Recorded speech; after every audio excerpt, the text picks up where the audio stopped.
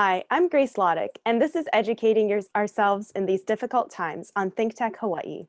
Today, we will be discussing racial and cultural relations on campus, in college admissions, and in the community in Oregon, and how education has influenced national responses to recent events.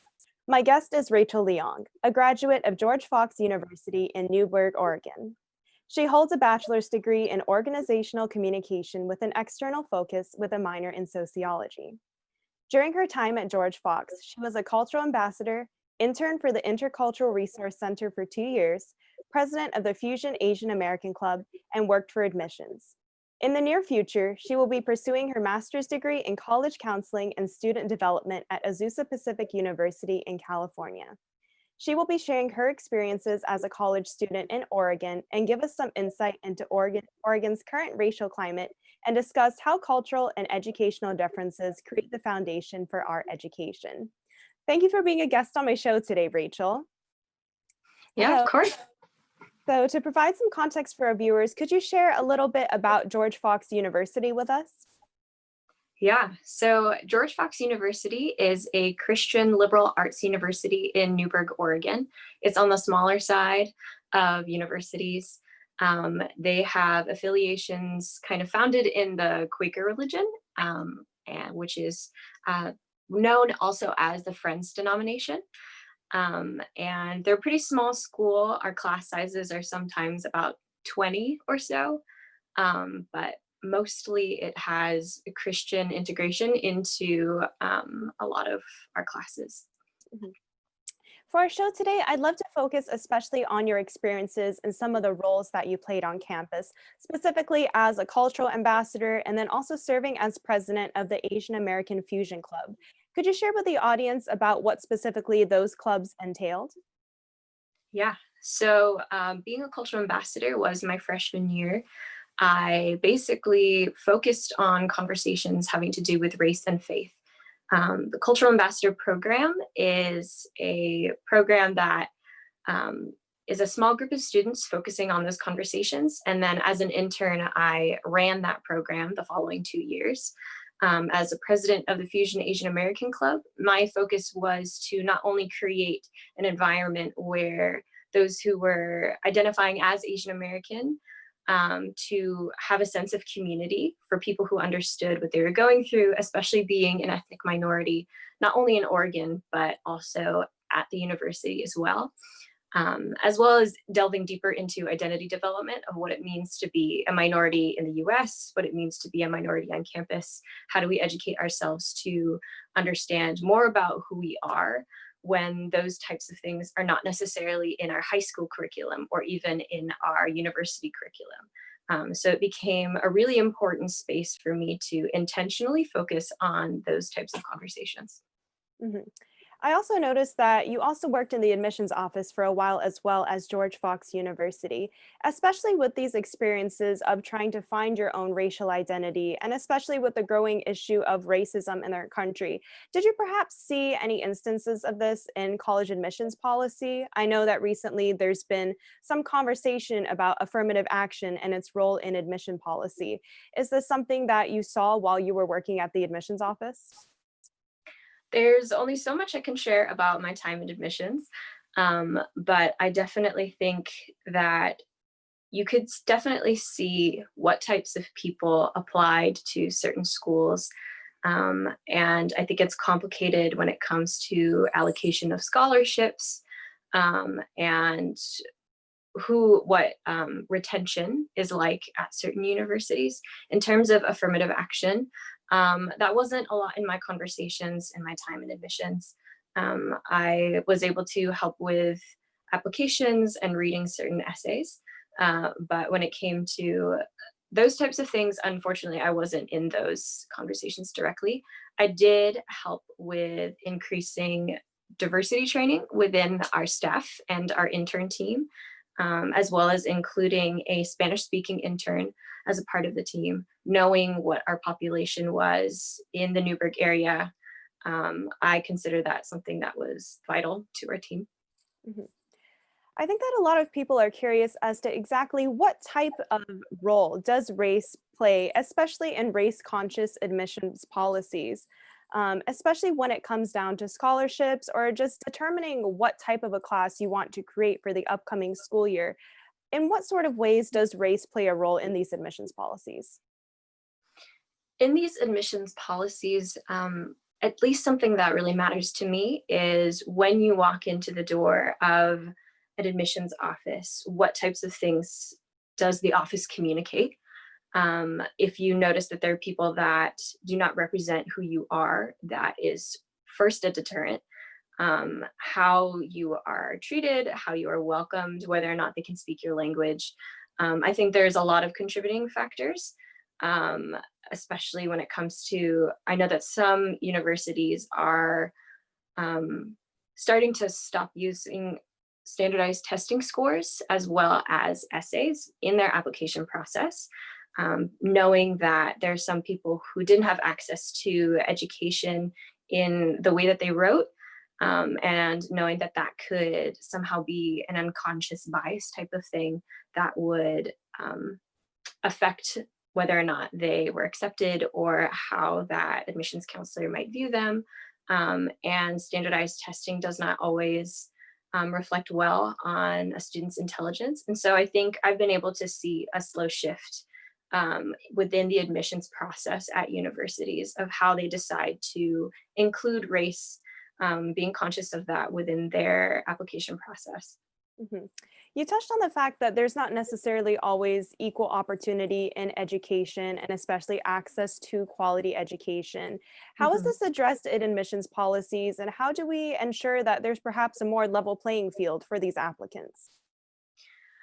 That is something that I've been wondering for a while, definitely.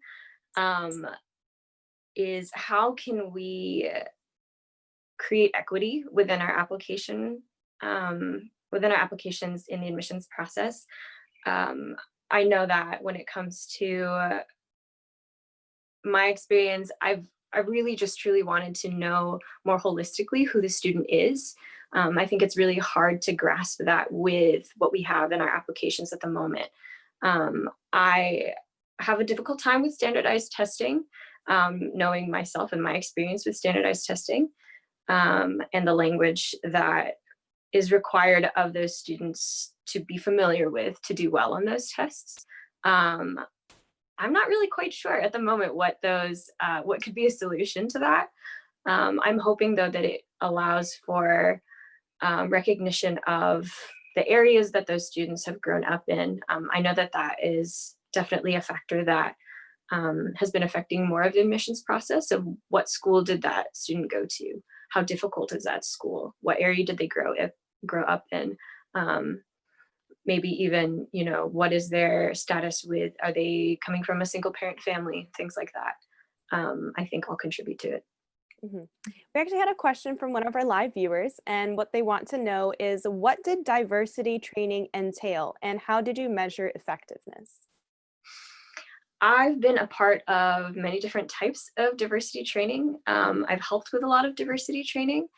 Um, in my time in admissions, it was a very short conversation, and that was just because of the fact that we didn't have a lot of time throughout the year. It was implemented a little bit later.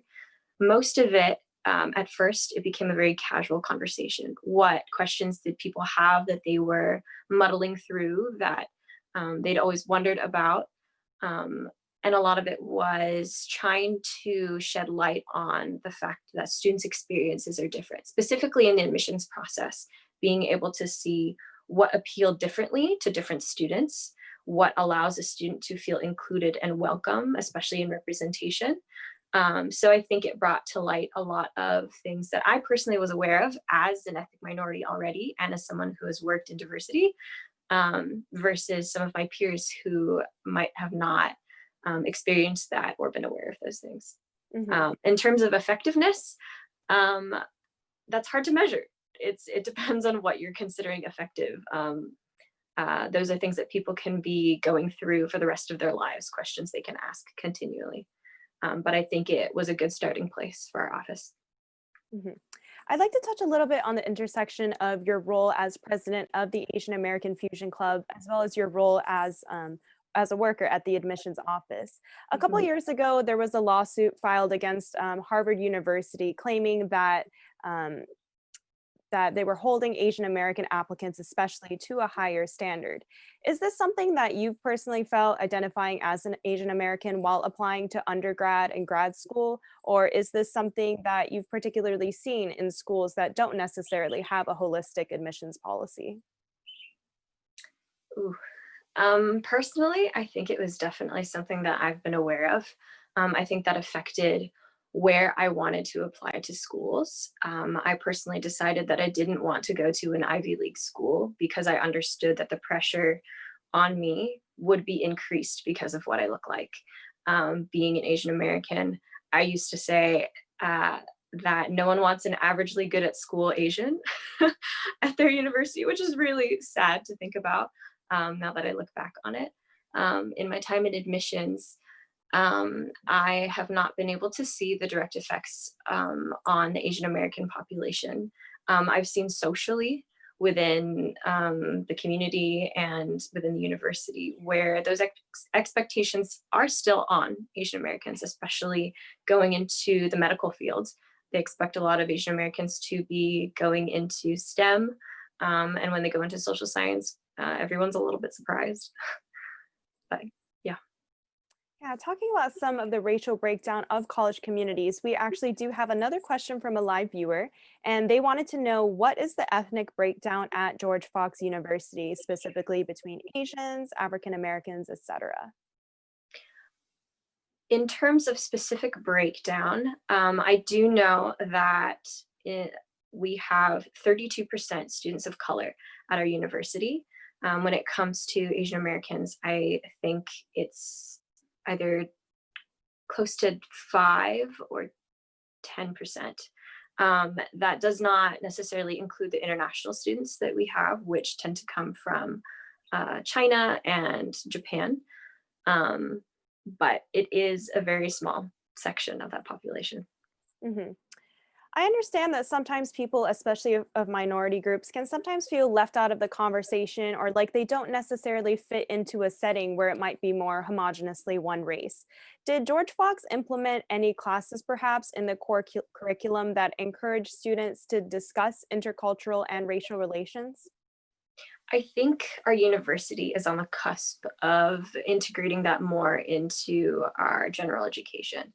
Um, they mention it a little bit in some of our classes, but I don't think that all professors feel well equipped to include that.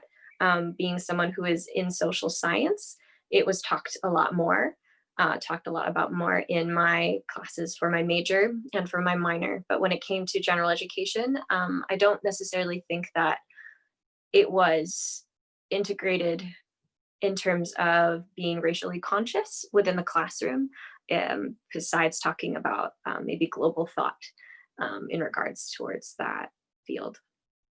Mhm. In what ways do you think that discussion about race and diversity can be best included into a college curriculum so that students feel more prepared to have these conversations outside of the classroom? I think a diversity of perspective is really important. We have a tendency for authors and for material and curriculum to be from white individuals and not necessarily from a broad spectrum of different types of people. And so I think that um, that is a good first step initially, and representation within the classroom to bring that perspective firsthand, I think, is important. Um, and my hope is that eventually we wouldn't need diversity training for staff and for students, but that would slowly be integrated into the way that we teach our students and the way that we already teach our staff, that it wouldn't have to always be a specialized education. Mhm. Well, thank you for sharing your experiences thus far, Rachel. In a moment, we will actually be taking a short break. Again, I'm Grace Laudick, and you're watching Educating Ourselves in These Difficult Times on ThinkTech Hawaii with my special guest, Rachel Leong. We will be back shortly. Aloha, I'm Christine Linders, a physical therapy specialist and the host of Movement Matters. My show is designed to teach you the simplest and most effective treatment strategies to get you out of pain and back to doing what you love. If you or someone you know is having pain in a certain area of the body and would like a free assessment and treatment over media or in person, and then come on the show to talk about it, email us at thinktechmovementmatters@gmail.com. Or if you have a topic you would like to know more about, please email us. My goal is to decrease pain all over the world, inspiring people to take better care of their bodies to enjoy life to the fullest. I look forward to hearing from you.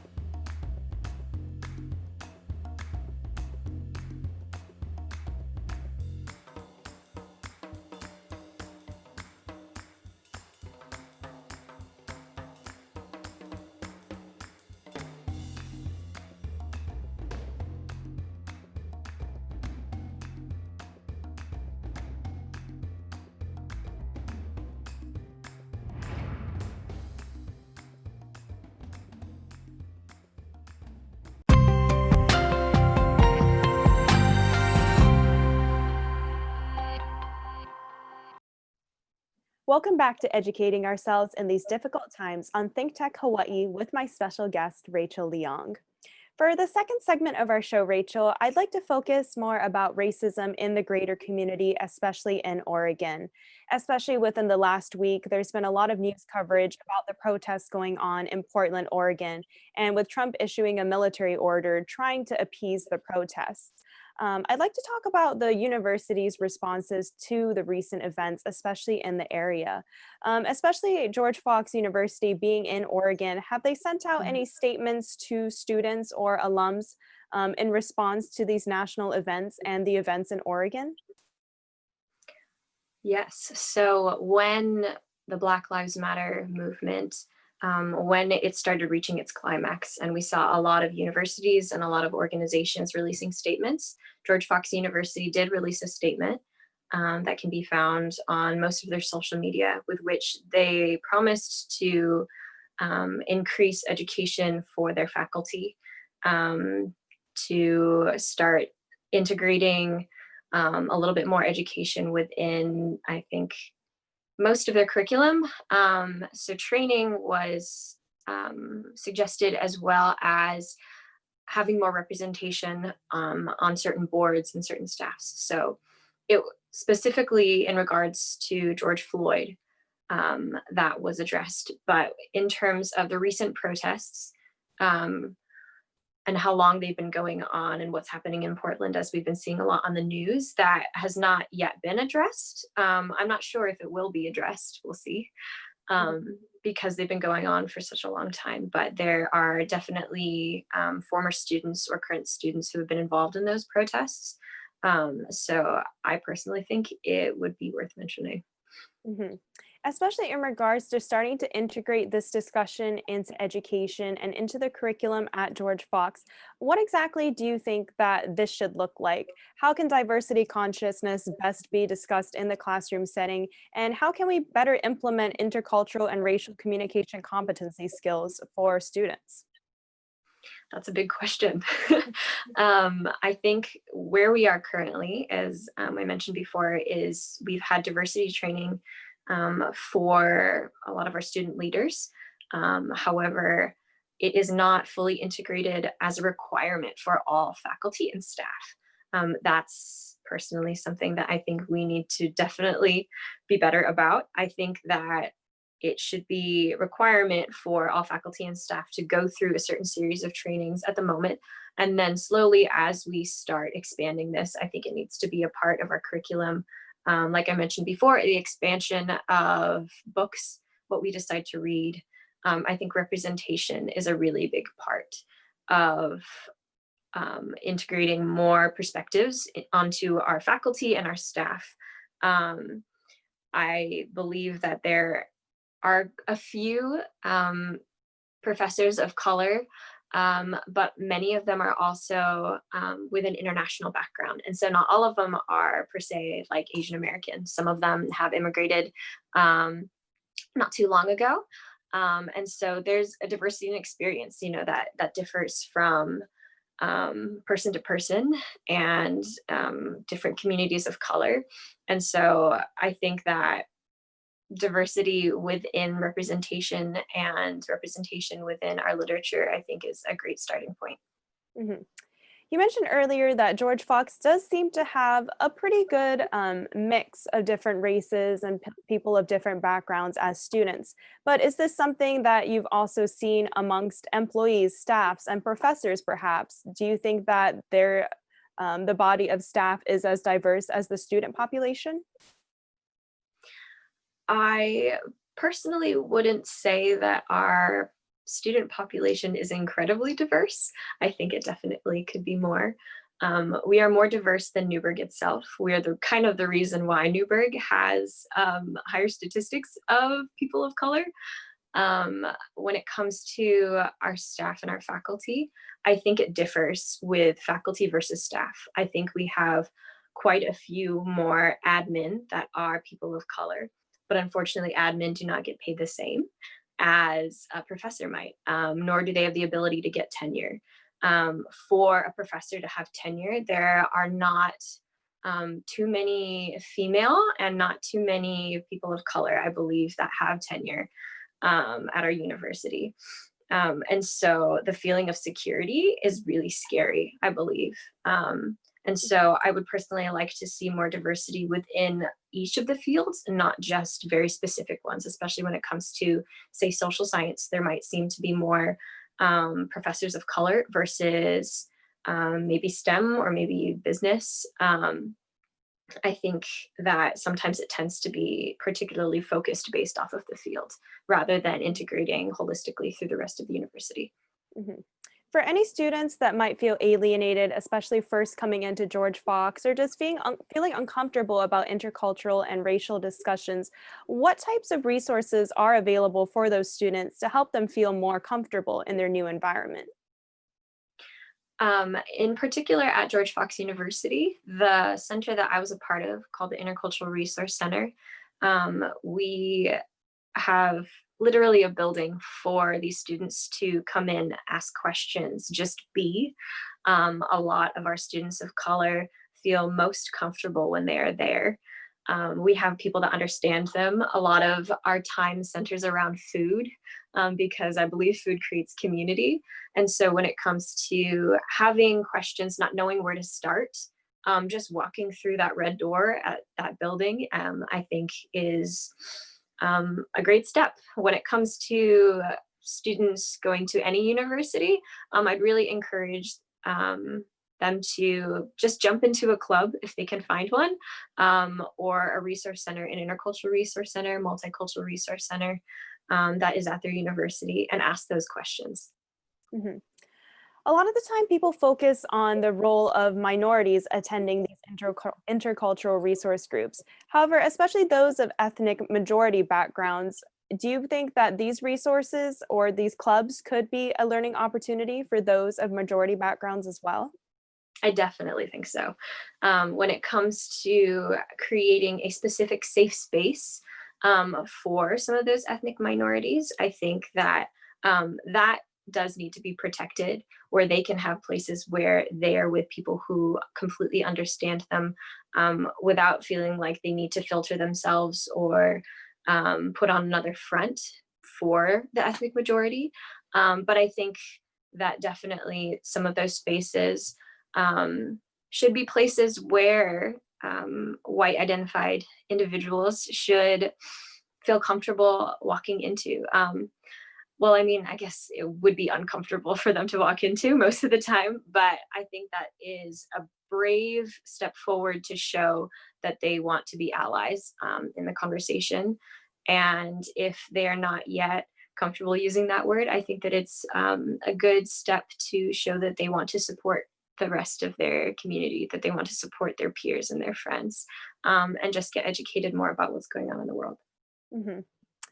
Especially for the upcoming year, since you are going to be getting a master's degree in college counseling as well as student development. Is this something that's also covered in the curriculum for that major as well?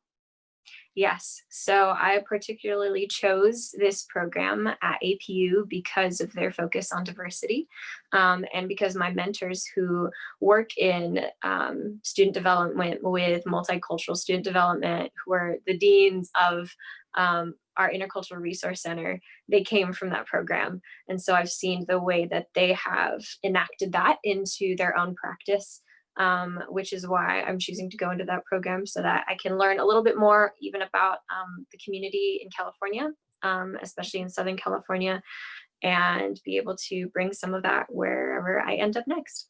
Mhm.